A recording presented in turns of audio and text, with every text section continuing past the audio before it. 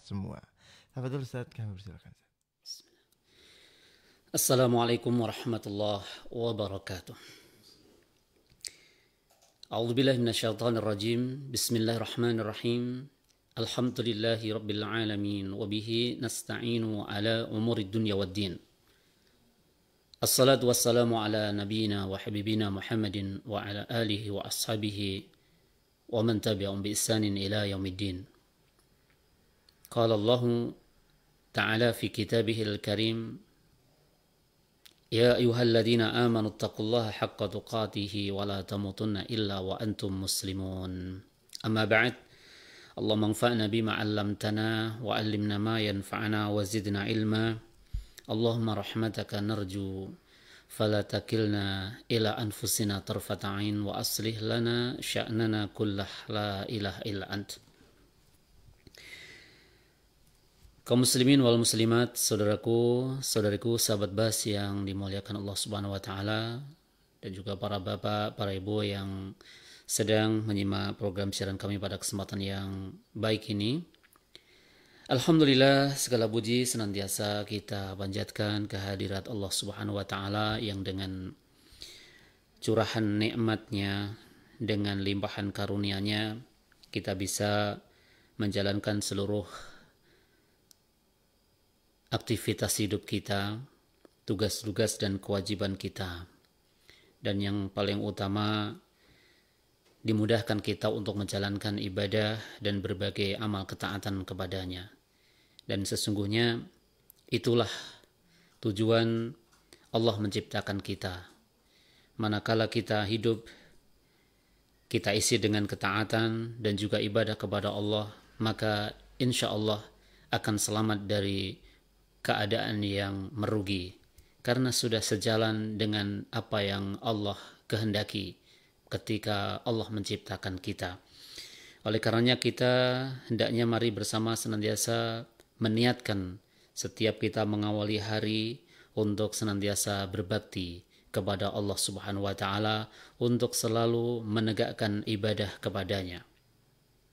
Salawat dan salam mudah-mudahan senantiasa tercurah kepada Nabi kita Nabiullah Muhammad sallallahu alaihi wasallam, dan juga untuk para sahabatnya, untuk para tabi'in, atba'u tabi'in, para ulama beserta setiap umat beliau yang ittiba, yang mengikuti jalan beliau dengan baik dan dengan benar. Saudaraku, sahabat Bas, barakallahu fikum jami'ah. Alhamdulillah, senang sekali pada kesempatan yang baik ini kembali dapat hadir, dapat menyapa sahabat Bas dimanapun berada yang menyimak 93.2 MHz, yang juga menyimak via media dan sarana yang lain untuk tersiarnya program-program dari Bas FM ini. Alhamdulillah, insya Allah akan kembali kita simak potret perjalanan para ulama salaf, potret kehidupan para salafus saleh, yang tentu sebagaimana telah kita ketahui bersama, mereka adalah generasi yang dipilih oleh Allah Subhanahu wa taala, terutama dari generasi yang pertama, yang paling utama, yaitu para sahabat, dipilih oleh Allah Subhanahu wa taala untuk mendampingi Rasulullah sallallahu alaihi wasallam di dalam menegakkan dinul Islam. Dan mereka berjuang bersama Nabi sallallahu alaihi wasallam membawa risalah yang mulia. Maka pada mereka terdapat banyak keutamaan dan juga keistimewaan. Demikian juga setiap orang yang mengikuti jalan mereka, para salafus saleh, para sahabat, baik itu dari kalangan tabi'in, atba'u tabi'in, maupun orang-orang yang meniti jalan beragama seperti jalan yang mereka tempuh.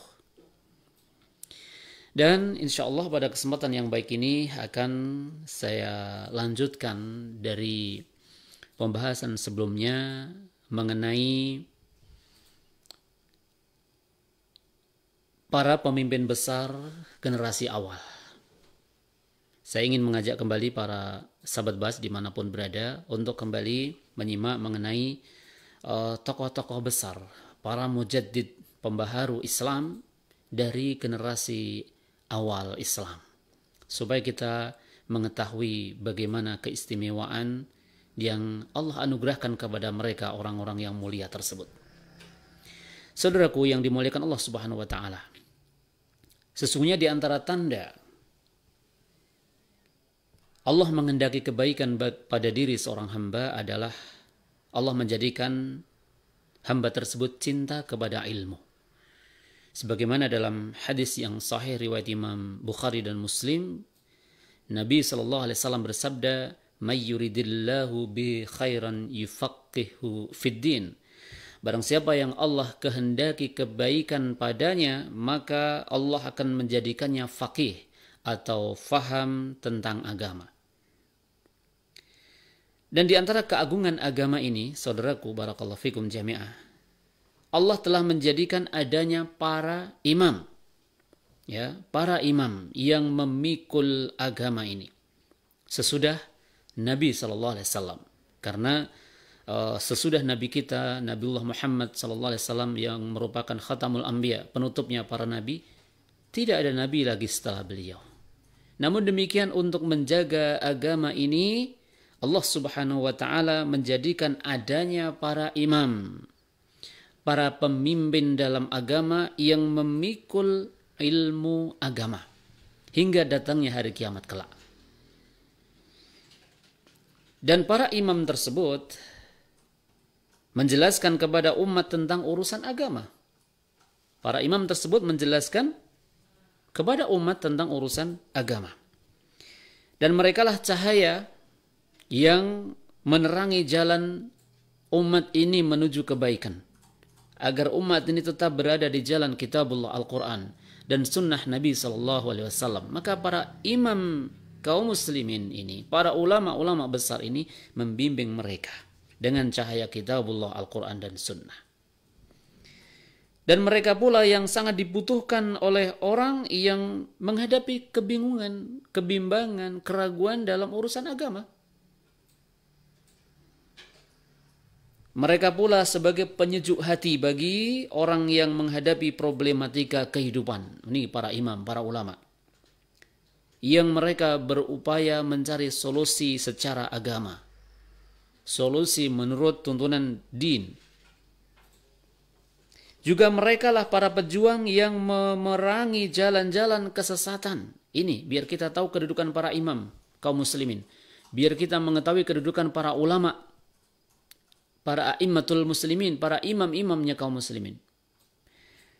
Jadi mereka inilah para pejuang yang memerangi jalan-jalan kesesatan, yang berupaya untuk menyimpangkan umat ini dari jalan yang benar.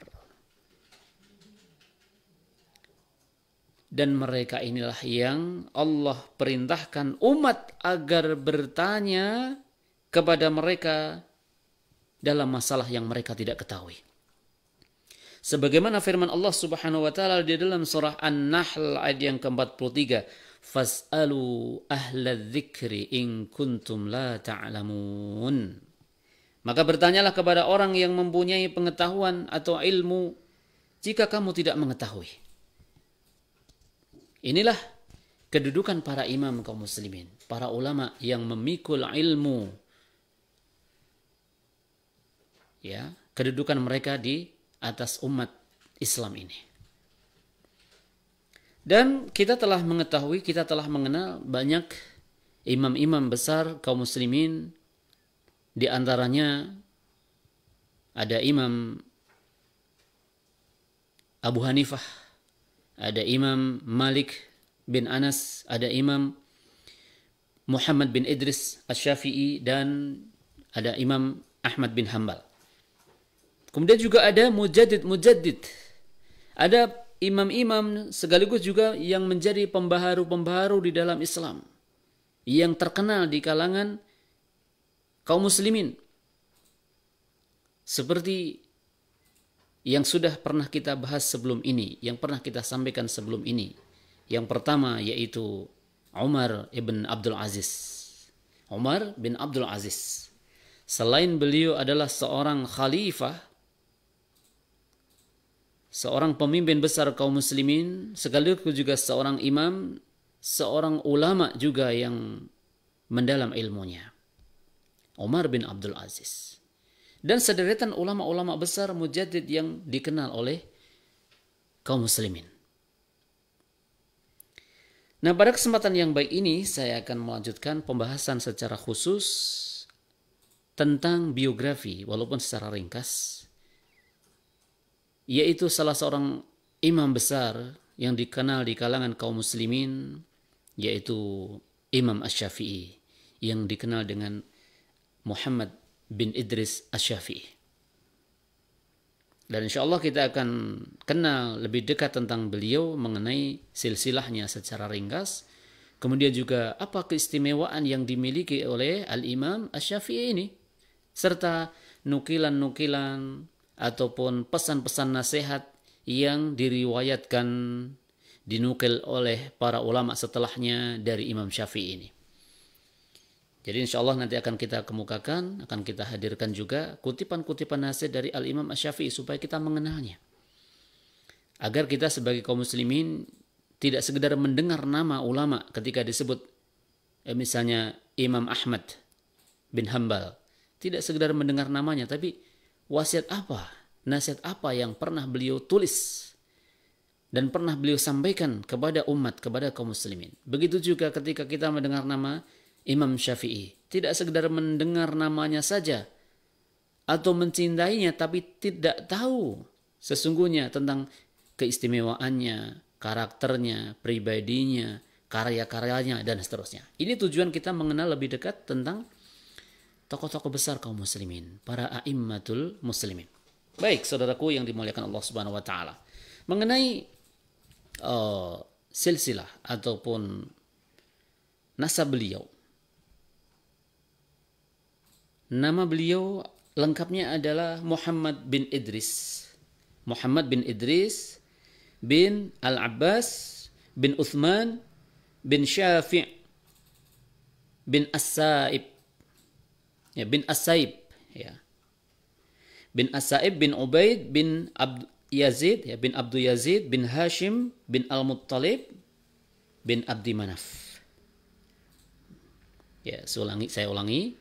Beliau itu adalah namanya, nama lengkapnya Muhammad bin Idris bin Al-Abbas bin Uthman bin Asy-Syafi' bin As-Sa'ib bin Ubaid bin Abdi Yazid bin Hashim bin Abdul Muttalib bin Abdi Manaf. Nah, sehingga dari sini kita tahu nasab beliau itu bermuara kepada Abdu Manaf. Dan kita kalau sudah mempelajari ataupun pernah membaca Sirah Nabawiyah, maka Abdu Manaf ini adalah kakek buyut Nabi Sallallahu Alaihi Wasallam. Dan Al-Muttalib adalah saudaranya Hashim, ayahnya Abdul Muttalib, kakek Nabi Sallallahu Alaihi Wasallam. Dan kepada Syafi' bin As-Sa'ib, ini penisbatan Al-Imam Asy-Syafi'i rahimallahu ta'ala. Kemudian saudaraku yang dimuliakan Allah Subhanahu wa taala, barakallahu fikum jami'ah. Beliau dilahirkan pada tahun 150 Hijriah. Ya. Beliau lahir pada tahun 150 Hijriah di Gaza. Tahukah saudaraku, Gaza di mana? Di Palestina. Yang sekarang dikenal dengan Gaza. Itu namanya adalah Gaza. Kalau bahasa umumnya adalah Gaza, yang sekarang lagi menghadapi kondisi ujian berat, menghadapi kaum Yahudi. Ya. Di sana Imam Muhammad bin Idris Asy-Syafi'i dilahirkan di Palestina pada tahun 150 Hijriah dan beliau wafat pada tahun 204 Hijriah. Jadi beliau ini adalah seorang imam besar dari generasi Atba'ut Tabi'in. Jadi muridnya para tabi'in. Imam Syafi'i itu dikenal ulama dari kalangan Atba'ut Tabi'in atau Tabi'ut Tabi'in. Yaitu berarti murid dari para tabi'in. Dan beliau adalah pembela sunnah, nasirus sunnah Rasulullah SAW. Sekaligus beliau juga adalah seorang ahli fikih yang ternama. Beliau juga adalah seorang ahli hadis, penghafal hadis yang utama lagi terpercaya. Bagaimana perkataan para ulama yang lain mengenai beliau? Kita dapat dengar ucapan Imam Qutaibah bin Sa'id rahimallahu ta'ala ketika memuji beliau. Beliau mengatakan kematian Imam Syafi'i rahimahullah berarti kematian sunnah Rasulullah sallallahu alaihi wasallam. Kemudian perkataan Imam Ahmad bin Hanbal rahimahullah ta'ala tentang kedudukan Imam Syafi'i, beliau mengatakan kedudukan Imam Syafi'i di masanya seperti matahari bagi bumi dan sebagai penyelamat bagi umat manusia. Ini perkataan siapa? Imam Ahmad bin Hanbal tentang kedudukan Imam Syafi'i. Beliau juga berkata, beliau adalah pembaharu pada akhir 100 tahun kedua Hijriyah. Maksudnya Imam Syafi'i adalah pembaharu pada akhir 100 tahun kedua Hijriyah, yaitu Imam Syafi'i ini. Di mana kita telah mengenal pembaharu pada akhir 100 tahun yang pertama adalah Umar bin Abdul Aziz yang telah kita bahas biografinya sebelum ini. Satu lagi perkataan Imam Ibnu Hajar rahimahullah ta'ala, beliau mengatakan tentang Imam Syafi'i, Imam Syafi'i adalah mujaddid, yaitu pembaharu urusan agama Islam pada akhir 100 tahun kedua Hijriah. Jadi yang menyatakan bahwa Imam Syafi'i adalah mujaddid, pembaharu Islam pada akhir 100 tahun kedua, ini beberapa ulama besar. Seperti yang dikatakan oleh Imam Ahmad bin Hanbal, kemudian juga Ibnu Hajar rahimahullah ta'ala. Baik, itu sekelumit secara ringkas mengenai biografi Imam Asy-Syafi'i. Nah, sekarang kita lihat saudaraku barakallahu fikum jami'ah tentang keistimewaan yang dimiliki oleh Imam Syafi'i. Sebelum itu, saudaraku, bahwa mengenal keistimewaan kedudukan para ulama, para a'immatul muslimin, ya imam-imamnya kaum muslimin itu, supaya kita memiliki rasa cinta kepada para ulama. Supaya kita memiliki rasa cinta kepada para ulama. Kemudian memuliakan mereka, para pembawa pemikul ilmu din. Di samping itu juga mengenal pribadi, biografi, kemudian juga keutamaan yang ada pada para ulama itu. Di antara maksudnya adalah supaya kita bisa meneladani. Supaya kita bisa meneladani. Meskipun tentu keadaan-keadaan kita di zaman ini jauh dari keadaan-keadaan mereka. Tetapi kita ingin dengan mengenal mereka kita bisa meneladaninya. Imam Asy-Syafi'i adalah seorang sosok yang memiliki banyak keistimewaan.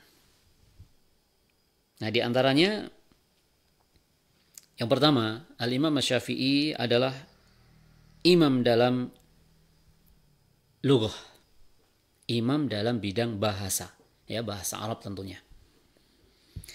Imam Asy-Syafi'i adalah salah seorang imam di bidang lughah, yaitu di bidang bahasa. Beliau telah banyak tinggal bersama kabilah Hudhal dan menghafalkan banyak qasidah. Ya, dimaksud qasidah ini adalah qasidah bukan dalam terminologi di tempat kita atau di negeri kita ya. Kalau qasidah dalam terminologi pengertian di negeri kita adalah nyanyian-nyanyian ya. Bukan itu yang dimaksud qasidah yang dibaca atau dihafal oleh Imam Syafi'i. Qasidah yang dimaksud dalam terminologi bahasa Arab adalah bait-bait syair yang terkandung nasihat di dalamnya. Dan beliau mempelajarinya. Sehingga hal ini sangat mempengaruhi kekuatan bahasa Arab beliau. Ketika beliau mendalami, mempelajari syair ataupun qasidah dan menghafalnya. Karena qasidah-qasidah ataupun syair-syair bahasa Arab itu, ya terutama dari para ulama, para ahli bahasa. Ini bukan sekedar syair, tetapi mengandung keindahan sastra yang sangat tinggi. Di samping itu juga tidak kosong dari pesan. Syair-syair itu tidak kosong dari pesan nasihat. Inilah keistimewaan qasidah ataupun syair-syair para ulama. Insya Allah nanti akan kita hadirkan contoh-contoh, ya, contoh-contohnya. Qasidah ataupun bait-bait syair dari para ulama itu. Karenanya tidak pernah ditemukan kesalahan bahasa dari beliau sebagaimana ditemukan dari para ulama yang lain. Artinya sangat kecil kesalahan dalam bahasa yang ditemukan pada karya-karya Imam Asy-Syafi'i ini. Ibnu Hisham, beliau adalah seorang penulis sirah nabawi yang terkenal. Beliau berkata, Asy-Syafi'i hujjatun fil lughah. Asy-Syafi'i hujjatun fil lughah. Asy-Syafi'i adalah hujjah dalam bahasa Arab. Ini perkataan Ibnu Hisham. Nah, ini pertama. Jadi keistimewaan beliau adalah seorang imam dalam bidang lughah, dalam bidang bahasa. Tentunya adalah bahasa Arab, ya. Yang kedua adalah syair-syair beliau yang istimewa dan syarat nasihat. Syair-syair Imam Syafi'i yang istimewa dan syarat nasihat. Imam Syafi'i tidak banyak menulis syair-syair, ya. Memang beliau tidak banyak menulis syair-syair. Akan tetapi syair-syair beliau yang sederhana, mudah dipahami dan mengandung makna yang sangat dalam. Nah, ini. Meskipun ada syair-syair para ulama bahasa yang lain yang lebih nampak ketinggian bahasanya, ya, ada dan banyak.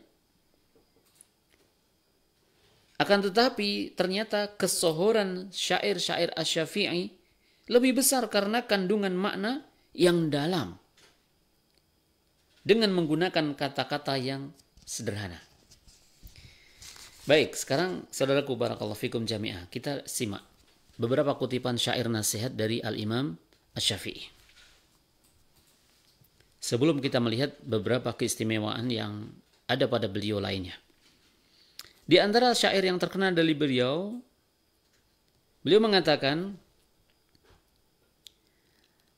Amattu matami'i fa'arahtu nafsi. Fa innan nafsa ma tama'at tahunu. Aku bunuh sifat tamak yang ada pada diriku, maka aku pun menenangkan diriku. Karena jiwa, kapan ia tamak ya, serakah, maka rendahlah jiwa tersebut. Kemudian beliau juga mengatakan, wa ahyaitul qunu'a wa kana maitan fa fi ihyaihi aradun masunu. Dan aku hidupkan sifat qanaah pada diriku. Qanaah, sifat menerima, ya. Aku hidupkan sifat qanaah pada diriku yang tadinya telah mati.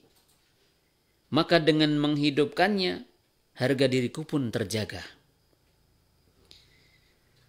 Kemudian, idza tama'un yahillu biqalbi 'abdin 'alathu mahanatun wa 'alahu hunu. Jika sifat tamak telah menetap di hati seorang hamba, maka ia akan didominasi oleh kehinaan dan dikuasai oleh kerendahan. Na'ibu zamanana wal aibu fina wa ma li zamanina aibun siwana. Wa ma li zamanina aibun siwana. Kita mencela zaman kita. Padahal celaan itu ada pada diri kita sendiri. Dan zaman kita tidaklah memiliki aib atau celaan kecuali kita sendiri. Kemudian beliau juga berkata di dalam bait syair beliau, wa udhirul bishra lil insani ubghiduh kama in qad hasya qalbi mahabbati. Aku menampakkan senyum kepada orang yang aku benci, sebagaimana jika hatiku telah dipenuhi dengan kecintaan. Sampai beliau mengajarkan tetap menebarkan senyum yang ramah kepada setiap manusia, sekalipun kepada orang yang tidak kita suka. Kemudian ada lagi bait syair yang terkandung pelajaran di sini. Biqadril qaddi tuktasabul ma'ali wa man talabal ula sahiral layali. Ketinggian diraih berdasarkan ukuran kerja keras.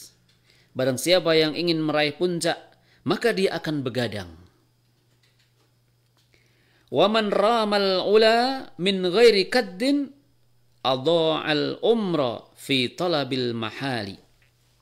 Barang siapa yang mengharapkan ketinggian atau kemuliaan tanpa rasa letih, enggak mau bersusah payah, maka sesungguhnya ia hanya menghabiskan usianya untuk meraih sesuatu yang mustahil.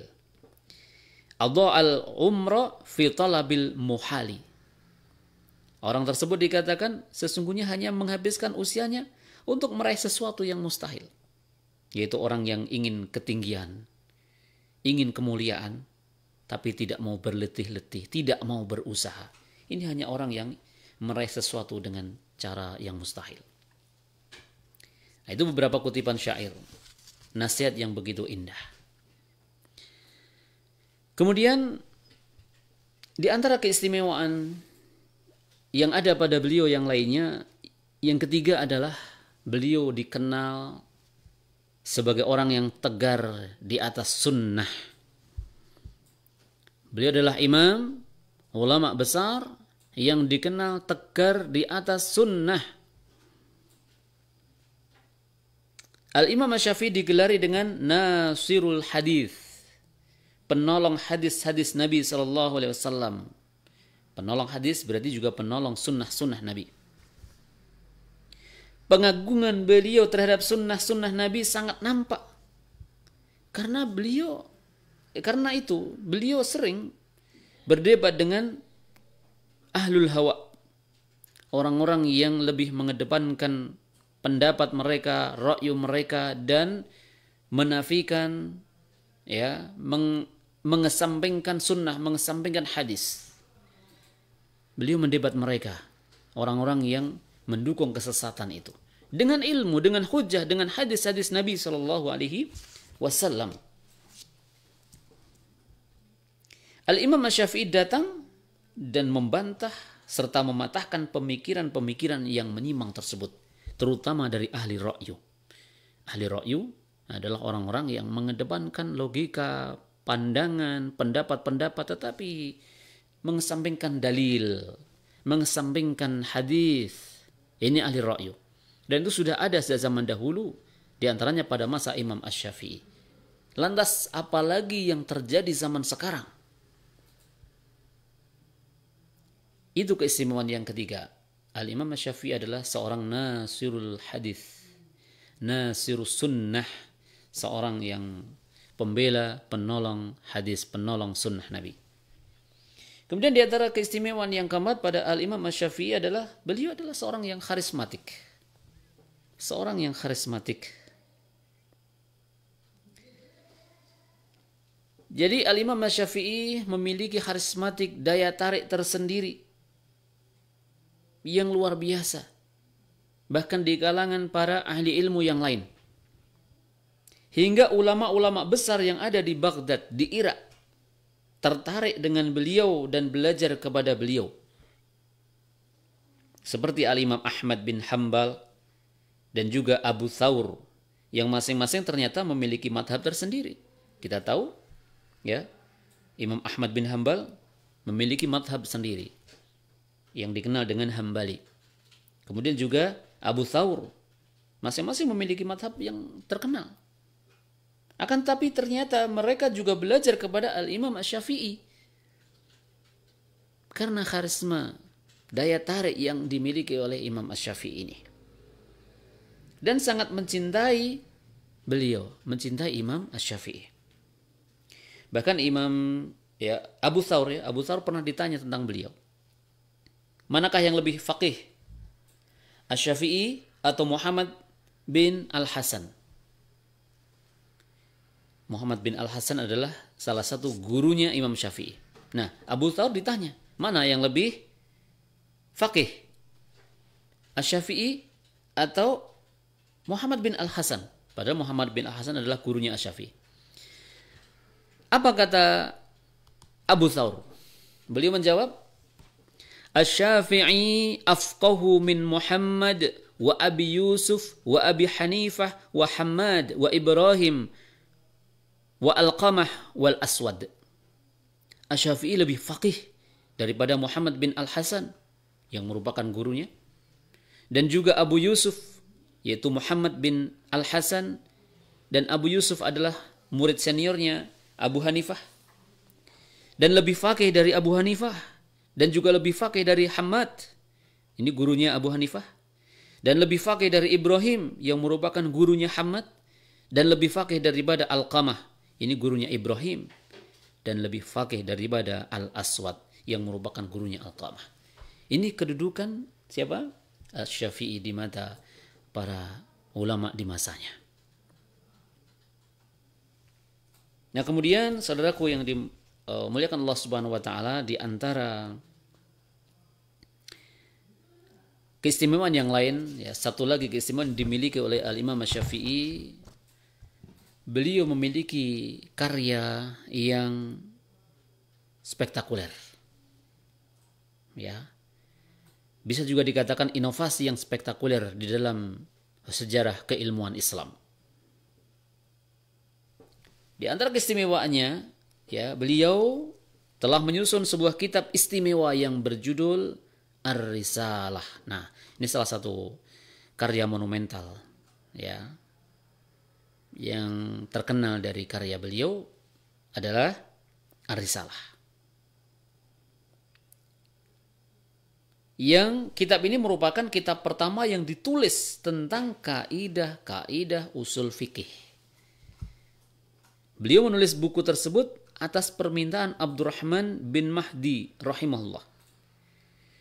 Beliau menulis kepada Asy-Syafi'i, menulis surat, dan tatkala itu, ya, Asy-Syafi'i masih muda belia. Supaya apa? Asy-Syafi'i membuat sebuah buku yang mencakup makna-makna Al-Quran, kemudian juga mencakup ilmu-ilmu hadis, kemudian juga hujjahnya secara ijma' tentang nasikh dan mansukh dari Al-Quran serta hadis. Maka Al-Imam Asy-Syafi'i lalu menyusun kitab Ar-Risalah, dan Abdurrahman bin Mahdi berkata tentang ini, Ma usalli salatan illa wa ana ad'u lisyafi'i fiha. Tidaklah aku salat kecuali aku mendoakan Asy-Syafi'i di dalam salatku tersebut. Kemudian berkaitan dengan inovasi monumental ataupun spektakuler, karya terkenal beliau yang lain adalah kitab yang disusun oleh Al-Imam Asy-Syafi'i. Sebagai kitab fikih yang disusun dengan penyusunan bab-bab fikih, yaitu kitab fikih disusun per bab yang luar biasa, sehingga memudahkan para murid beliau untuk belajar dengan baik. Dengan demikian, Al-Imam Asy-Syafi'i telah menyusun kitab tentang usul fikih dan juga menyusun kitab tentang penerapan usul fikih tersebut dalam kitab beliau ini, yaitu kitab Nah, saudaraku, barakallahu fikum jami'ah. Dan di antara keistimewaan beliau juga adalah beliau telah belajar dari dua madrasah. Dua madrasah apa yang dimaksud? Pertama, madrasah hadis, yang dalam hal ini diwakili oleh Imam Malik bin Anas yang merupakan guru beliau. Jadi Imam Malik itu adalah gurunya Imam Syafi'i. Dan madrasah Ar-Ra'yu yang dalam hal ini diwakili oleh Muhammad bin Al-Hasan Asy-Syaibani yang juga merupakan guru beliau. Maka Al-Imam Asy-Syafi'i menggabungkan kebaikan dari dua madrasah ini, sehingga jadilah madhab beliau sebagai madhab yang kokoh di antara madhab yang ada.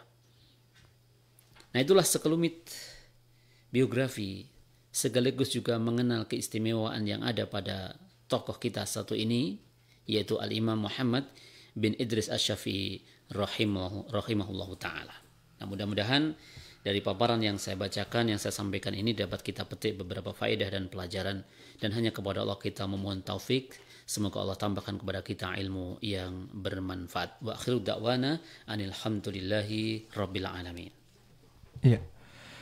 Syukran jazakallahu khair Ustaz atas untayan nasihat yang telah disampaikan. Dan sahabat BAS dimanapun berada, kita akan membuka sesi tanya jawab di kesempatan kali ini. Bagi Anda yang ingin ikut bergabung, silahkan dapat kirimkan pertanyaan melalui SMS, WA ataupun telepon di nomor 0857 25009444. Dan kita akan langsung saja ke pertanyaan yang pertama yang datang dari Bapak Nur Rahman di Salatiga, Ustaz. Ya. Assalamualaikum warahmatullahi wabarakatuh. Assalamualaikum warahmatullahi wabarakatuh. Barakallahu fikum, Ustaz. Wa fiik barakallah. Izin bertanya, Ustaz. Apakah kita akan diadab jika memimpin pemimpin yang salah dalam pemilihan di kesempatan kali ini, Ustaz? Mohon penjelasannya. Bismillah, alhamdulillah, assalatu wassalamu ala rasulillah wa ala alihi wa sahbihi wa mawalah wa ba'd. Mas ataupun Pak ataupun saudara Nur Rahman yang ada di Salatiga ya? Ya. Barakallahu fiik. Tentang pertanyaan tersebut tentu saya tidak berani dan tidak bisa untuk menjawabnya. Hanya saja berkaitan dengan memilih pemimpin, tentu saja Islam telah mengatur kaidah-kaidahnya. Kita sebagai seorang atau bagian dari umat Islam ini hanya bisa berikhtiar dengan cara yang terbaik berlandaskan ilmu, ya. Dengan cara yang terbaik berlandaskan ilmu yang telah kita ketahui dari petunjuk-petunjuk syariat tentang apa?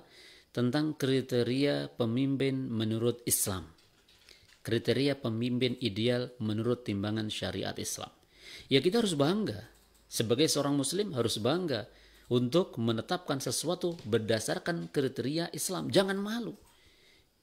Menjadi lucu dan aneh manakala kita bangga dengan Islam atau menjadi seorang muslim, tapi ketika menetapkan suatu kriteria dalam suatu pilihan, apapun itu pilihan, sampai pun memilih jodoh gitu ya misalnya, tidak hanya memilih pemimpin, lantas malu untuk menetapkan kriteria itu berdasarkan kriteria syariat Islam.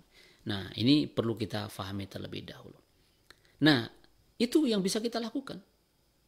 Kita harus yakini dulu bahwa tidak ada kriteria terbaik dalam urusan apapun kecuali kriteria yang telah digariskan oleh syariat Islam. Bagaimana sih pemimpin yang sesuai dengan kriteria-kriteria syariat Islam yang ditetapkan? Nah, setelah kita berupaya menetapkan ataupun memahami kriteria kepemimpinan di dalam Islam, kemudian kita berupaya untuk mencari tahu. Ya, kemudian setelahnya memilih dengan memohon pertolongan Allah Subhanahu wa taala, mencari yang terbaik di antara yang baik. Kita tidak mengatakan yang buruk, tapi memilih yang terbaik di antara yang baik-baik. Kalau kemudian orang mengatakan jelek semua, buruk semua, maka kita bisa katakan, pilihlah yang paling sedikit kejelekannya dari antara yang jelek-jelek, udah. Itu paling gampang menjawabnya. Kenapa? Mau tidak mau, suka tidak suka, kita harus punya pemimpin. Kalaupun tidak saya katakan harus milih, tapi mau tidak mau, suka tidak suka, konsekuensi kita tinggal di negeri ini harus punya pemimpin. Dan pemimpin di negeri ini ada dengan sistem pemilihan. Dan pemilihan itu negara memfasilitasi kepada seluruh warga negara untuk ikut andil di dalam menentukan pilihan. Subhanallah. Ya, itu sudah sebuah konsekuensi. Kita tinggal di negeri ini, ya udah. Kita tinggal mengambil ataupun menetapkan pilihan kita. Mau memilih atau tidak. Kalau tidak milih, ya sudah, nggak usah dibahas. Kalau milih, maka ada kriteria aturan-aturan secara syar'inya. Adapun selebihnya, maka saya tidak berani menghukumi apakah diazab dan sebagainya. Wallahu ta'ala a'lam. Ya, baik, saya kembalikan lagi kepada moderator. Ya. Terima kasih Ustadz untuk jawabannya, dan kita akan lanjutkan ke pertanyaan berikutnya dari Ibu Fatimah di Purwodadi. Ya. Assalamualaikum warahmatullahi wabarakatuh. Waalaikumsalam warahmatullahi wabarakatuh. Mohon nasihatnya Ustadz, apakah boleh kita memiliki banyak harta dengan tujuan untuk membahagiakan dan membantu orang sekitar, Ustaz? Ya. Bismillah, alhamdulillah, assalatu wassalamu ala rasulillah, wa ba'd.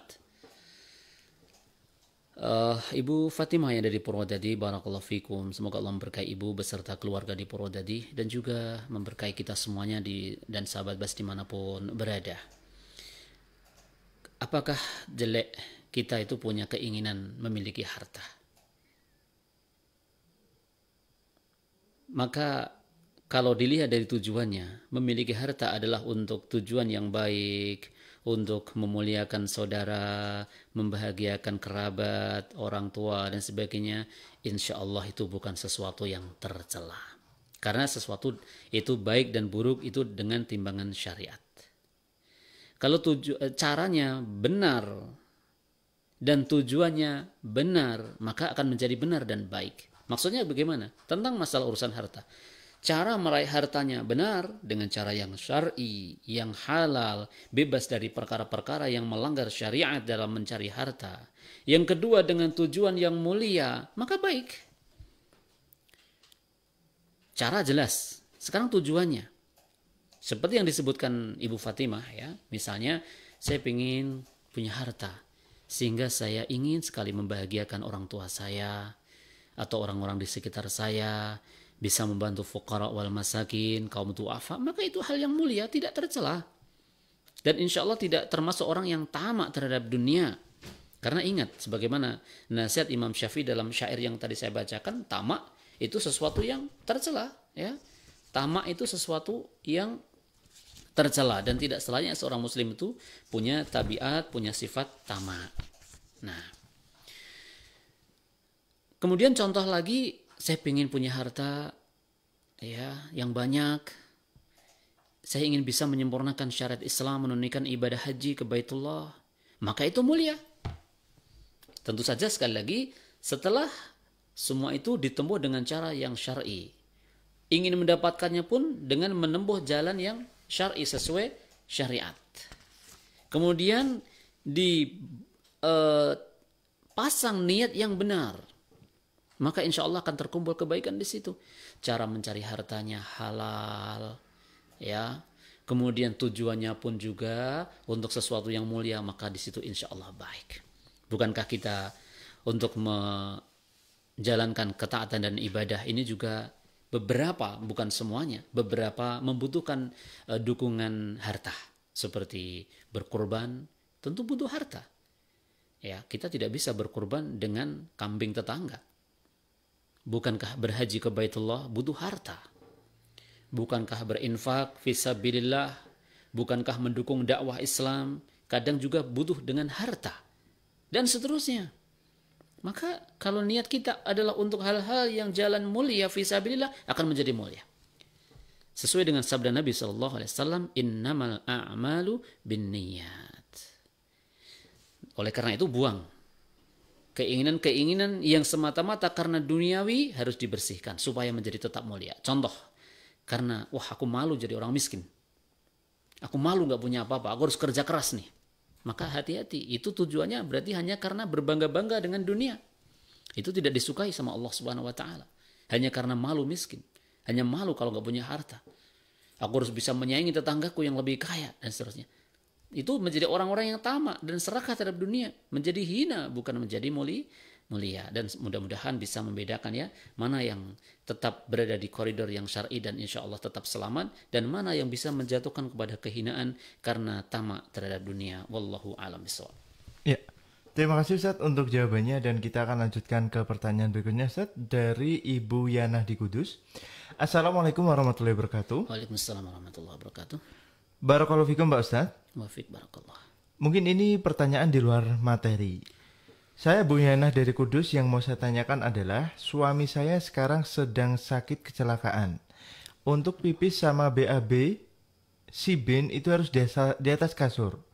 Untuk sholat dia dengan cara tidur. Tapi kalau sholat tidak wudhu. Sudah saya sarankan untuk bertayamum, dia bilang tidak usah, tidak apa-apa. Yang ini saya tanyakan, apakah sholatnya sah? Apa tidak? Karena tidak berwudu.